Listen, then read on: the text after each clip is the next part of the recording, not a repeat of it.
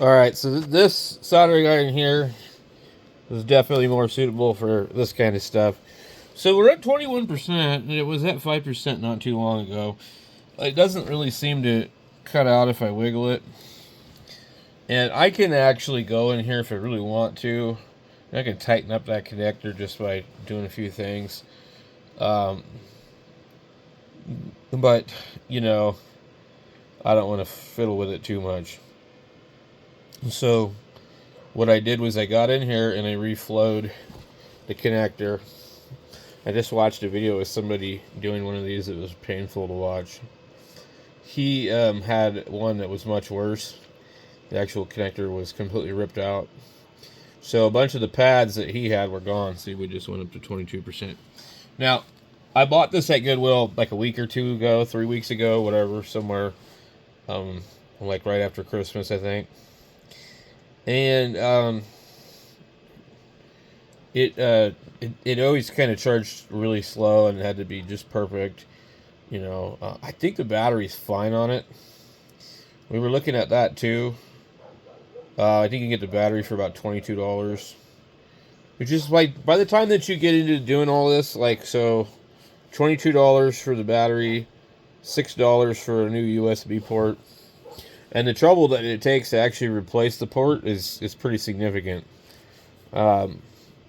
It's not going to be something super simple, because you have to remove the board. And then, you know, trying not to burn up everything else with the hot air rework station is a whole nother issue too. So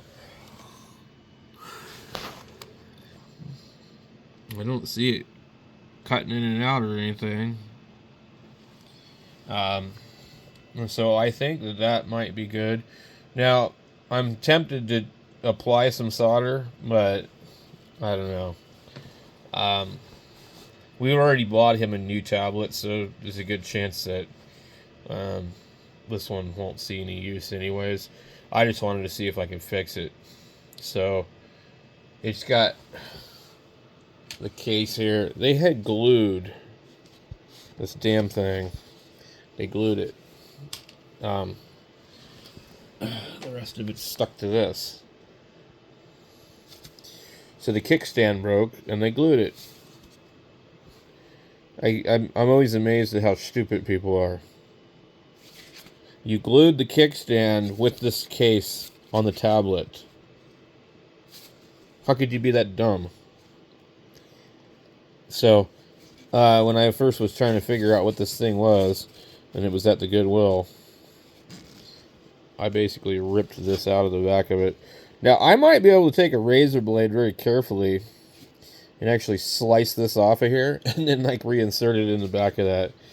But anyway, I'm at 23%. So let me come in here and show you guys. I reflowed those.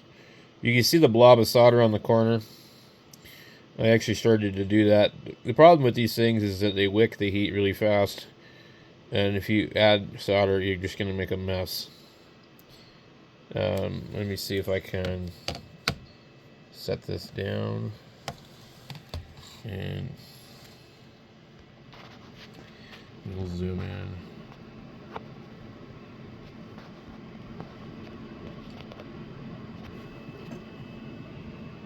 Come on, focus.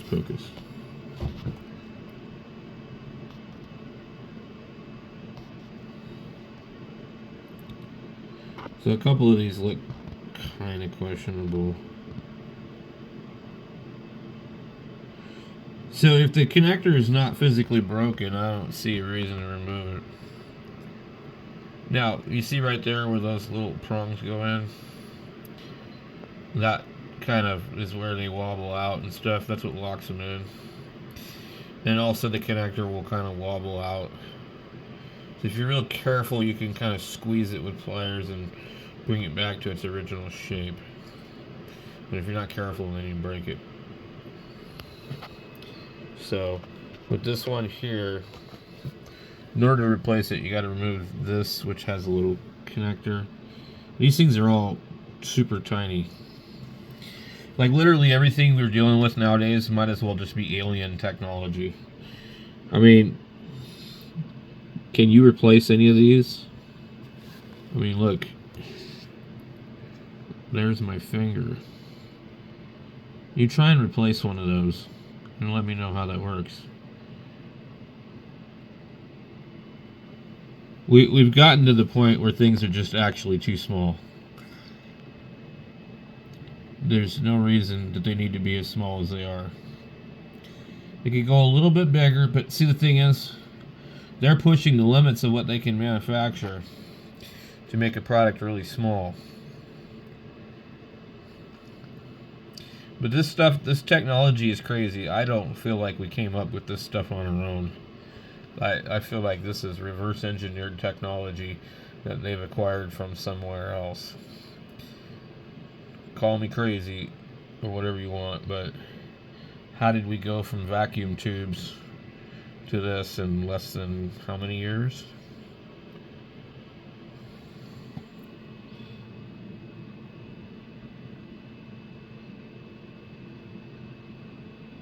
So anyway,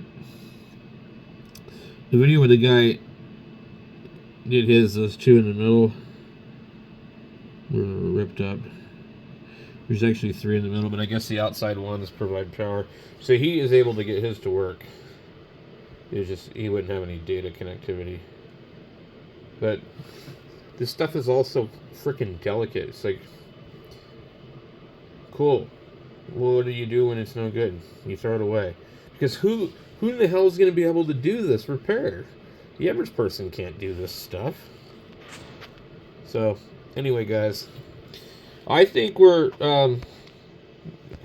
at a point with technology where it's like, it's beyond what it needs to be. There's no reason for it. It's overly complicated, and they've done it that way on purpose so that we have to throw it away. So now we have all this e-waste. You know?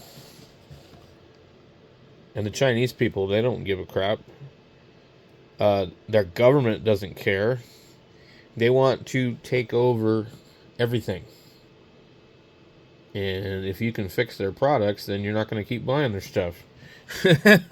Anyway, so it looks like it's good. Let me hit the switch here. We're 24%. It's charging better than it ever has. So let's see if we can scrape that piece off and glue it onto the back of this thing. It doesn't really matter, but I just want to see if I can do it.